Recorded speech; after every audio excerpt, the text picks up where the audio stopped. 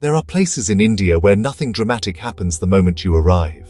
No lightning, no visions, no instant miracles. And yet, something feels wrong, not dangerous, not frightening, just slightly misaligned, as if reality is operating on a different setting. These are places where people don't argue about belief versus science. They simply adjust their behavior. They lower their voices.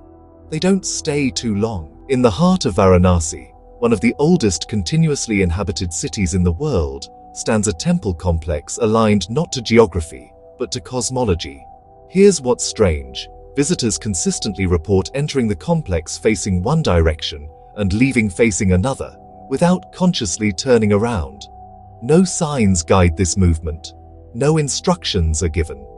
Architectural researchers discovered that the layout gently redirects foot traffic through slight angular shifts, narrowing corridors, and asymmetrical thresholds. Nothing you would notice consciously, but your body responds anyway. Priests say the temple was designed to reset orientation, aligning the devotee with cosmic cycles rather than cardinal directions. Modern psychology calls this subconscious spatial conditioning. Ancient texts simply call it preparation. Preparation for what is never explained. In the Nilgiri hills of South India, there's a sacred zone where visitors report something deeply uncomfortable. Sleep stops behaving normally. Some people sleep for 12 hours and wake up exhausted. Others sleep for 2 and feel strangely alert. Dreams become unusually vivid. Time feels compressed. Medical professionals point to altitude, oxygen variation, and electromagnetic conditions. But there's a problem. These effects occur only within a sharply defined boundary. Step outside it, and sleep patterns normalize almost immediately. Ancient inscriptions describe the hill as a pause point, not a place to rest the body, but a place where the mind loosens its grip on time. Locals advise pilgrims not to stay more than 3 nights, not because it's dangerous, because people forget how to return. Along a specific stretch of the Narmada River, villagers perform a ritual so precise that scientists initially dismissed it as superstition. Participants bathe before sunrise. They walk barefoot in one direction only. They do not dry themselves. They do not speak. Medical teams studying inflammatory conditions noticed something odd.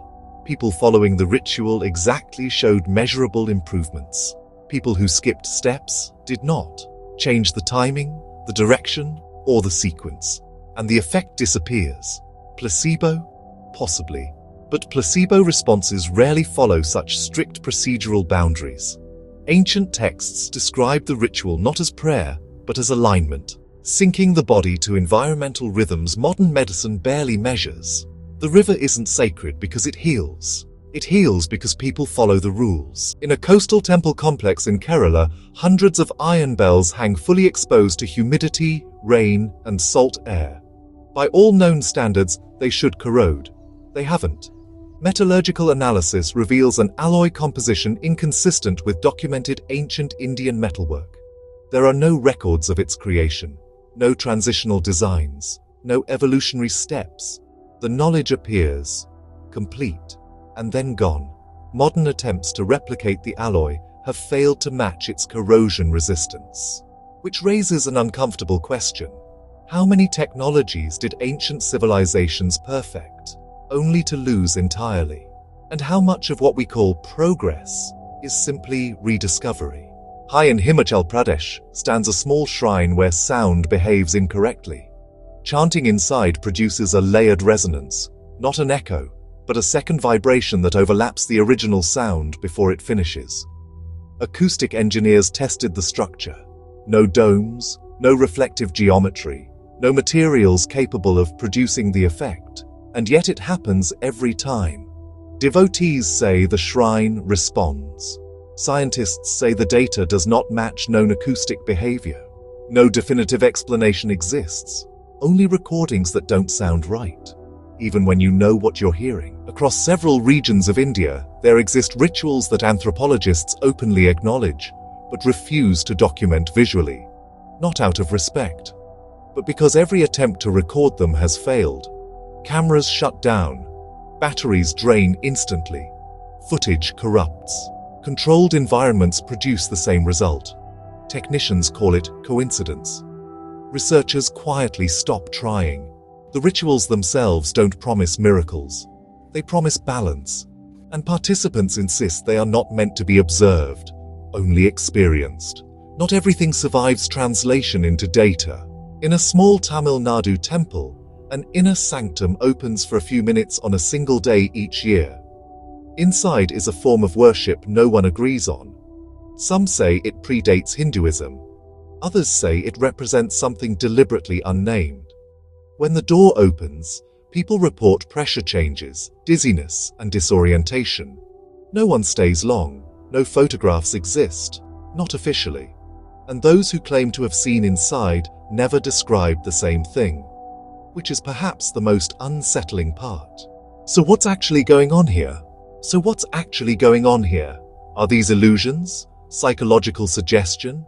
Architectural mastery misunderstood through time? Or did ancient builders understand systems, environmental, neurological, acoustic, that modern science has not fully mapped? These places don't announce their mystery. They don't demand belief. They simply behave differently. And maybe that's why they endure.